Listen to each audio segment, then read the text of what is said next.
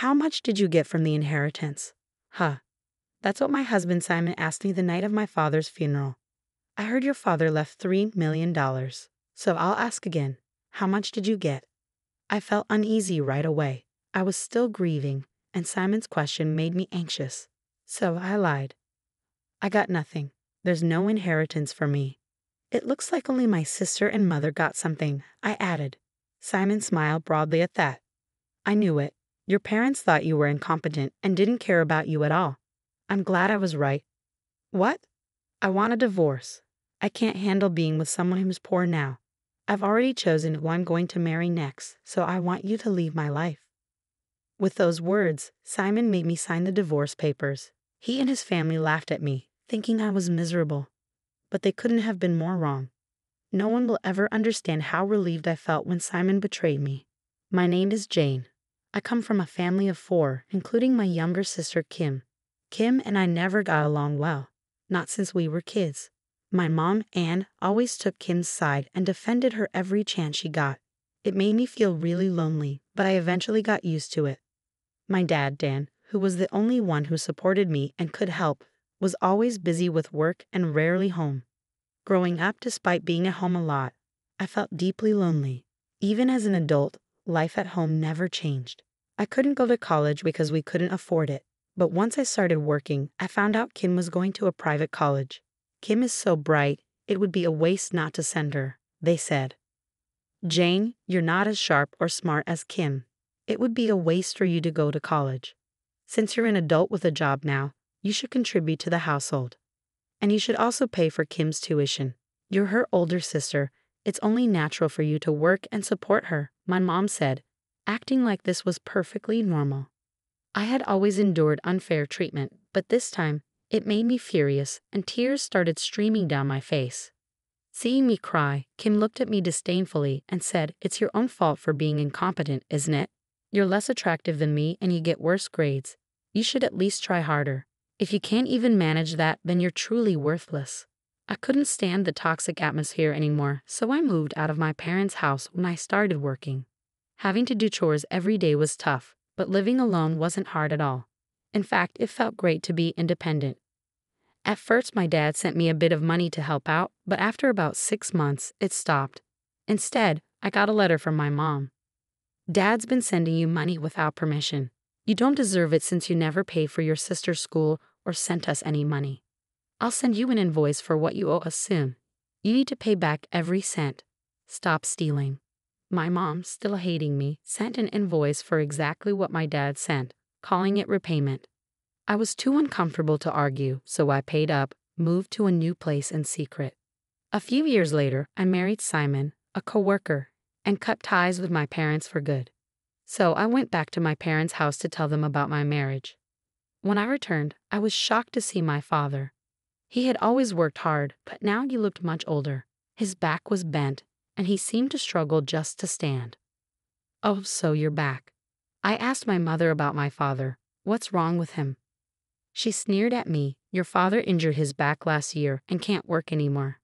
He's always at home now, getting in my way. He's so lazy, he can barely move. He's as useless as you, Jane." Simon was taken aback by my mother's words, but his eyes brightened when he saw my sister Kim. "Wow, you're Jane's sister? You're really beautiful. It's hard to believe you two are related." Since starting college, Kim had become even more self-centered. She dressed in expensive clothes and dyed her hair in flashy colors that were quite embarrassing. Despite being an adult, she still acted like a student, which reflected her attitude towards studying. "This guy's your husband, Jane. He's pretty cool and handsome. He doesn't seem like your type at all, Jane. Honestly, I feel sorry for you, Simon," my sister said sweetly to Simon, touching him in a way that was hard to miss. It hurt to see that, but what hurt more was seeing Simon so happy and excited about her attention. "Anyway, I don't plan on staying here long. I'm going to marry Simon. I'm cutting ties with all of you." "Well, if you're going to cut me off, can you at least wait until I'm done taking care of your father?" my mom said wearily between bites of her snacks. "I need to take care of him, but I really don't want to. Kim shouldn't have to go through this either. It's her college life, and it'd be a shame to make her waste time on such a trivial, annoying matter, right?" So Jane, it's your responsibility to take care of your father. You're both incompetent, so you'll get along just fine. My mom's words infuriated me, but I couldn't ignore my father's needs. From then on, I had to visit my parents' house often to look after him. Once I started helping out, I noticed neither my mom nor Kim had jobs. Kim didn't work part-time, and Mom stayed home since Dad got sick. Yet, they ate out and shopped a lot. I was shocked when I found out they'd taken Dad's bank book without permission and spent his savings like it was normal. Dad knew but didn't say anything. Dad, they'll keep doing this if we don't stop them. Why didn't he tell me sooner? Even if I told you, Jane, they wouldn't think they did anything wrong or apologize. I didn't want to burden you any further. You've been through enough. My dad always worked hard for our family and loved me dearly. I wanted to help him however I could. Just as I was thinking of how to help, I got a call from the hospital where Dad was taken after collapsing. I rushed to my parents' house before heading to the hospital. Mom and Kim were casually watching TV, unconcerned. The hospital called about Dad collapsing. Why are you both just sitting here? It's an exaggeration to say he collapsed. He fell in the hallway and hit his head. The ambulance took him to the hospital, so it's up to you now. We need to go to the hospital. I'm worried about Dad. Shut up. If he doesn't make it, the insurance will cover it. Why are you getting so emotional? My mother dismissed me and turned back to the TV. Disgusted, I left them both and hurried to the hospital. At the hospital, my father lay in bed, connected to tubes, barely conscious. As he drifted in and out of awareness, he managed to speak softly. I'm sorry for this sudden turn. I feel like I'm being punished. I failed as a father because I couldn't protect you from our family. Those were his last words before he closed his eyes. Dad, none of that matters. I love you. Please get better, I pleaded, holding his hand tightly. But he didn't respond. A week later, a lawyer called me about my father's will. He'd informed me that it included details about his inheritance. According to the will, I, Jane, was to inherit $3 million. $3 million. I couldn't believe it. Apparently, my father had another bank book hidden away, separate from the one my mother had taken, with $3 million in it. He left a note saying he wouldn't tell anyone else about it, his way of looking out for me even after he was gone. His kindness touched me deeply once more. I had to return to my parents' house to retrieve the hidden bank book.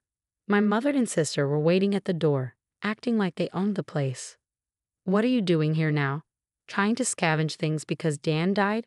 How despicable. Everything in this house belongs to me and my mother. The house, the car, everything. Don't come here acting like a thief. I knew I couldn't discuss my inheritance with people who wouldn't listen to me anyway. Wait a minute. I'm just here to collect father's keepsakes, and shouldn't I inherit something as well? My mother then produced a document and showed it to me. It was another will stating that my mother and sister would inherit everything from my father's estate. The handwriting looked suspiciously like my sister's, not my father's unique style. I couldn't read the will very well since Kim's handwriting isn't very clear. Are you suggesting this is Dad's will? It doesn't matter what you think. This is the will. I've already informed all our relatives and neighbors about it. You can't dispute it now. Refusing to let me inside, knowing I recognized the will as a forgery, my mother blocked me from entering the house. Defeated, I returned home that day, where Simon was waiting for me. Were you at your parents' house? If you had told me, I would have come with you. I wanted to meet Kim. Why are you so interested, Simon? This doesn't concern you. I went there to receive my inheritance from Dad, but they kicked me out. Wow, how much did everyone inherit from your father? I'm not sure of the total, but he owned the house, land, and everything, so it's quite substantial. I see. How much do you get, Jane? I stopped myself. I couldn't tell him the truth. My gut feeling said there was no inheritance for me. It was all going to my mother and sister. Hearing this, Simon grabbed divorce papers from his room and handed them to me. I knew it. I knew you wouldn't get anything. You're really tied to that family. Well, with a perfect sister like that, I guess it's no surprise, right? But to inherit nothing, how much do they despise you? I want a divorce now because there's no benefit for me if we stay together. Honestly, I've been in contact with your sister Kim a lot lately, and you're just in my way. Simon had already signed his part of the divorce papers, so naturally, I signed them too. I fought hard to hide my smile as I watched Simon happily carry the divorce papers to the city office. It felt like the last time I'd see him smile like that, and that goes for my mother and sister too. It was the moment when karma caught up with those who had tormented my father and me all those years. Later that day, I met with the lawyer who handled my father's will and asked him to accompany me to my parents' house. There, when I showed my mother and sister the real will, their usual calm expressions turned pale as they read it over and over again. That's a lie. I have a will here that clearly states only Kim and I are supposed to inherit. Then let's settle this with a handwriting analysis. If it's proven the fake will was intentionally made, you could face charges of fraud. Are you okay with that? The lawyer's challenge left my mother speechless. I've also heard from Dan about many things. He said even as his health declined, you neglected him, sold his belongings without permission, and did as you pleased. Kim, you were involved in risky behavior with men and gambling, paying off debts with his personal bank book without permission. Due to this misconduct, both of you have been disinherited. If you interfere with Jane's inheritance rights, we'll pursue legal action against you as well. As the lawyer finished, both my mother and sister sat there in disbelief. I decided to retrieve my father's hidden bank book and leave their house for good. Finally, I was completely free from my family. After that, Simon, unaware of the truth, apparently confessed to my sister and started dating her. My mother and sister, keeping the inheritance issues hidden, quickly married him to support their lifestyle and used him like an ATM. Simon, oblivious to their schemes, bought several luxury cars and quit his job, relying on what he thought was their inheritance. Eventually, Simon began to suspect something was wrong. When he realized there was no inheritance, he urgently contacted me. Jane, I was mistaken. You're all I have. I want to start over. Well, I don't need you. Besides, you have Kim now. Take care of your wife properly, okay? I said calmly and hung up. In fact, just minutes before Simon called, I received a call from Kim as well. You've destroyed my life. Simon quit his job and went on a spending spree as soon as we got married. I can't believe I married a man who only cares about money. He's ruined our family name. What are you going to do about it? I responded calmly to my sister, who was shouting hysterically. Kim, you're just as money-minded as him. You two are a perfect match, really. And I heard you and Simon got along very well while he and I were married. You should be happy your love worked out. I'll file for compensation for the affair later, though. From now on, let's communicate through our lawyers. I never want to hear from you again. But I'm your sister. You're not treating me like family. Don't make me laugh.